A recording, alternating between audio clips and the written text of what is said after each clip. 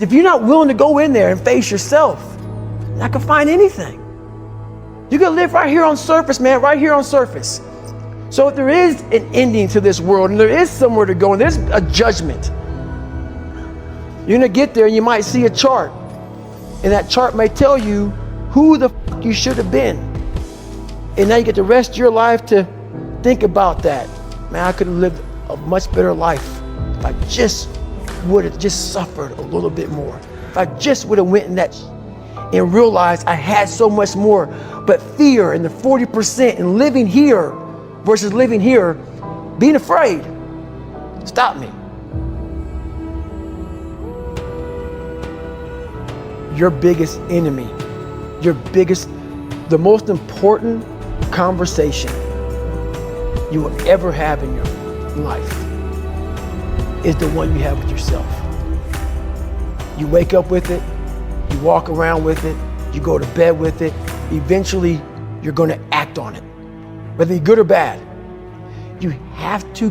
That's why the whole thing about this book I have, it's about you. It is about you. It's strictly about you finding who you are. So many people die, live 100 years, never fucking know who they are. Never know who they are. You have to look in that mirror and know there's so much more in here, man. Because I can literally right now be a 300-pound guy spraying for cockroaches still to this day if I did not look in that mirror and say, there has to be more to this. This can't be it. And then willing to go into it, dive deep into it, and give all I have to find it. So that's what all that's about.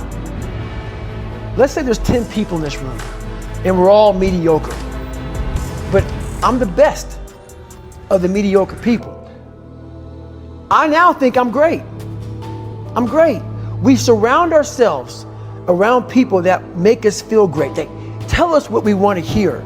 The second we put ourselves amongst the uncommon people, we don't like that feeling, that challenging feeling of that person who's waking up at 3:30 in the morning and say, hey, push, we're going for a run.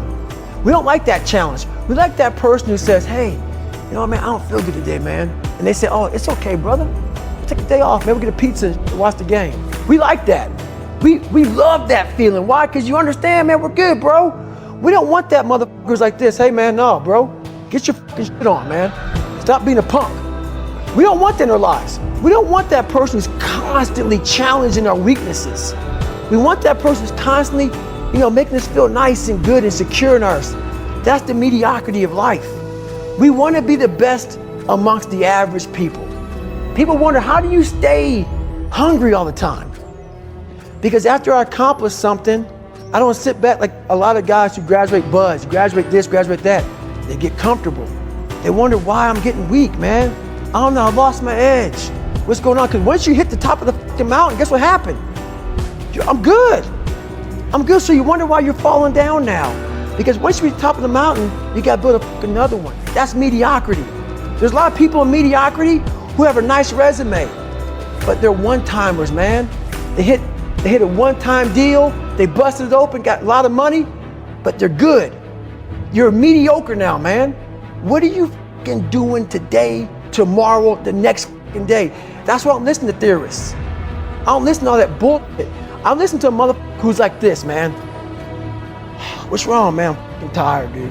Why are you tired? Because tomorrow, I gotta do the fucking shit again, man. Whatever it is that made me fucking nauseous and sick to my stomach, it made me hurt. There's no ending. And that's the person I listen to.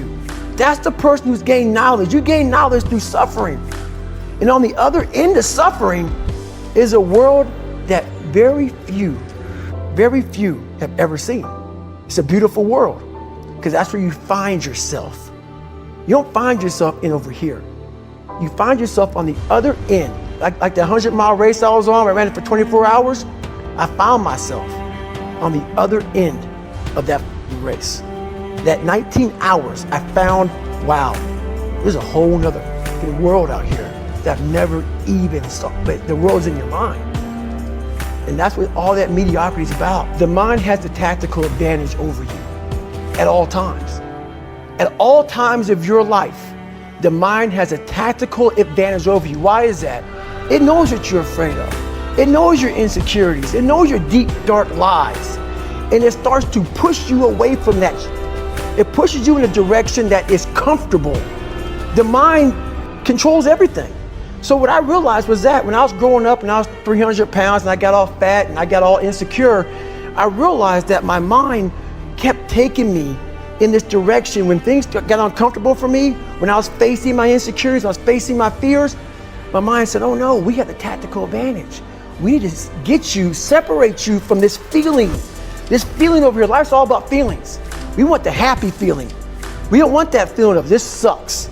If in that moment, you can answer those up questions and you are now in charge of your brain versus your brain ruling you, that's where all that stuff comes from. So the 40% rule is all of that. You get to 40%, your brain says, we're done. Let's roll, man. This is starting to get painful. This is uncomfortable. So you sit down. You have to figure out ways, and everybody's different. That's how the book kind of talks about, like we all have these things about, 5 steps to this and 4 steps to this. It's a lot more than that. That's all bullshit. It's a practice that you have to, it's a habit.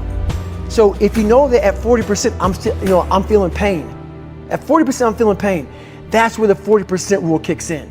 Now it starts. Okay, I'm feeling pain. My mind's saying all this to me. It's saying, get out of here, run, flee. The fight or flight kicks in. Okay, we're done. We're not good enough.